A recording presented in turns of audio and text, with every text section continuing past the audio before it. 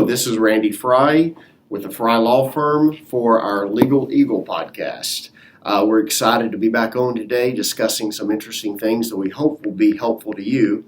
And today I'm excited that one of our attorneys in our firm that we get to work with every day is Kimberly Dewitt Mobray. And Kimberly's been with us for a while, but we realize that all the help that she does for us and gets great results for us with our clients, many people don't know that her background is in the defense world.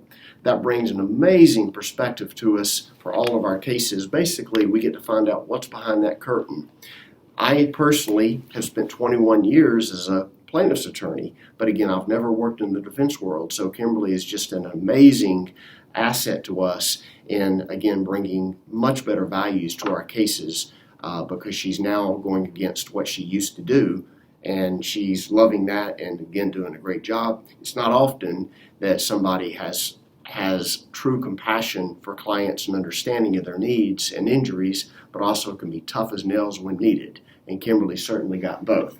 So Kimberly, I'm glad to be talking with you today. And briefly, I know that one of your many talents from the past is working on dog bite cases. As a matter of fact, I know that you actually took a dog bite case up through the Georgia Supreme Court, which is quite a feat for people that maybe aren't real familiar with the legal process, but it's quite an achievement to spend that many years and take a case all the way to the Georgia Supreme Court. So all that being said, Kimberly, tell the folks just briefly what that was about. So that case involved...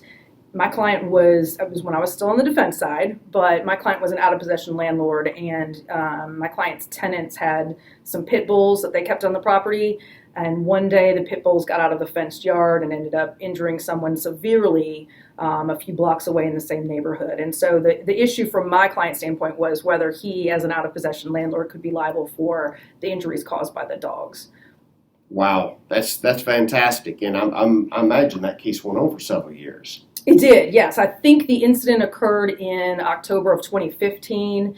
We argued it in front of the Supreme Court after we had, motions and briefing at the trial court level, went up to the Court of Appeals, and then on to the Supreme Court. We did oral argument in front of the Supreme Court in October of 2018, and then got a decision in March of 2019. So it went on for a very long time. Fantastic. Well, that's quite an achievement to take a case up to, again, to the Georgia Supreme Court. So we're glad that you brought that experience to our firm. Let the folks know basically kind of the broad spectrum of what a dog injury case is all about. Okay. So in Georgia, there are essentially three things that if you're injured by an animal, there are three things that you need to prove in order to show that the owner or keeper of that animal is potentially liable for your injuries. The first is that the owner, the person owned or kept a quote-unquote vicious animal. The second is that they carelessly managed the animal or allowed it to roam freely. And then third, that the animal caused your injury without provocation by you.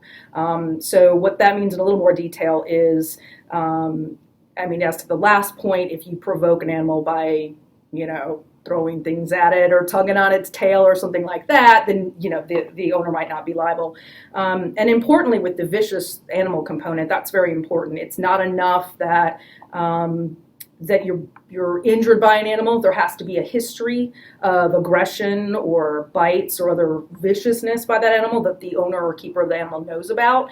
That can be got around in some instances if there is a leash law in place in the jurisdiction where the incident occurs, and the animal is not on a leash and is not kept, at heel on the property. So in those cases, sometimes even if the animal has no history of prior aggression, if they're supposed to be on a leash and they're not, and they cause an injury, they can be the owner can be liable in those situations. Okay, that's great stuff. I know that basically week-long seminars teach about dog bite cases, right. And we're trying to do this in 6-7 minutes or less, which is always difficult, especially with your experience level, but that's very helpful. And the point of that, of course, is in choosing a dog bite attorney or any type of animal injury attorney wants somebody that has that experience. Briefly, Kimberly, what would you advise somebody to do if they were bitten just immediately? What should they do? Well, certainly, the first thing is get whatever medical attention that you need. For purposes of, if you think you might have a claim against somebody, at the scene, you'll want to get information about, any witnesses, so you know how to contact those people later. Take pictures of the injuries, when you can, but certainly get medical attention and get that taken care of first. That's the first and foremost thing. Second would be to make a report with animal control, and they will investigate the incident further, and they can, have a record of it, and certainly might know if there is prior history with that particular animal. And then third, if you are injured and you want to see if there is potential liability on the owner's part, consult with an attorney that knows these cases and knows what they're doing, because they're very intricate. And again, there's no presumption that in Georgia that any breed of dog is dangerous. In fact, it's presumed under Georgia law that dogs are not dangerous. And so there's these other things that I've mentioned briefly that you need to prove in order to hold somebody liable if you're injured. Okay, and Kimberly, many of us are dog lovers and animal lovers. In order to protect ourselves, meaning we want to create a safe environment around our animals so that when visitors come over, they're not threatened or injured. So what are 2 or 3 just brief things that we can do as dog owners or animal owners to protect ourselves from liability? Yeah, and that's a really good point too. I mean, I'm a dog lover. I've owned dogs for pretty much my whole adult life, and I've owned a lot of large dogs that have been, friendly and not dangerous, but are certainly of the size and breed that if they wanted to hurt somebody, they could. So this is something that I, think about in my own life on a regular basis. The main thing certainly is if and dogs of any size can do damage, so it's not just the big breeds, but, make sure your animal is properly socialized.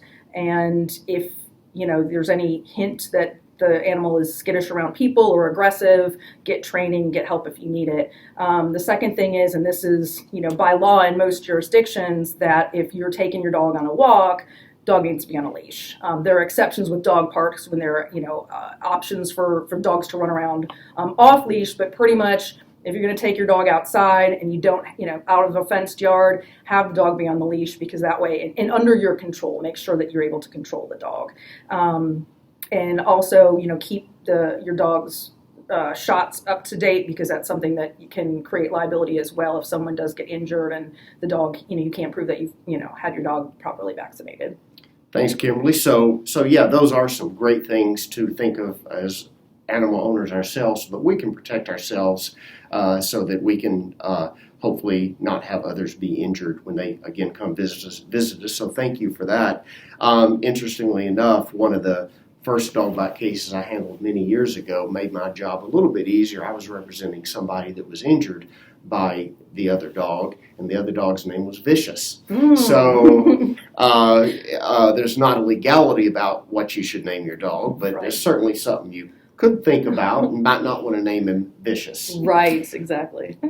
So Kimberly, thank you for enlightening us today. I know that we could spend a week talking about animal injury cases, and we tried to condense this down is to a small amount of time as we could.